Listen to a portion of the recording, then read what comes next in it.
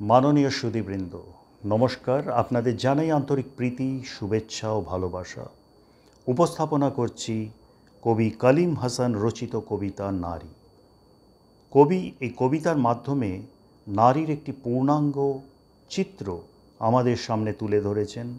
খুবই মনোগ্রাহী কবিতা, আশা করি আপনাদের ভালো লাগবে। কণ্ঠে সঞ্জয় মুখার্জি। নারী, তুমি শান্তিময়ী, পরম সুখে দুলানো ফুল। নারী, তুমি ভুজঙ্গিনী, বিচ্ছেদ করা বিষাদের মূল। স্বর্গ আছে তোমার মাঝে, আরও আছে নরক। তুলোর চেয়ে নরম তুমি, পাষাণে পাহাড় পর্বত।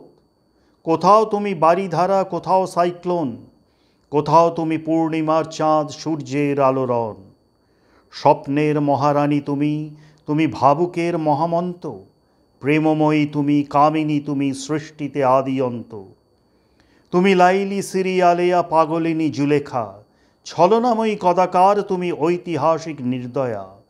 ধন্য তুমি প্রকাশে নারী, পূর্ণ গুপ্ত বেদ বেদান্তে। রহিয়াছ বিরাজু মান, শুরু থেকে শেষ প্রান্তে। বিধাতার বিশাল অনুদান তুমি জগৎ সংসারে। মায়া মমতায় রেখেছ বেঁধে স্নেহের চাদরে। নারী, তুমি ছন্দ প্রবন্ধ, কবির কাব্য প্রতিভা। তুমি অনুক্ত, তুমি স্পষ্ট, নয়নধীরাম প্রতিমা। তুমি অনুক্ত, তুমি স্পষ্ট, নয়নধীরাম প্রতিমা। ধন্যবাদ।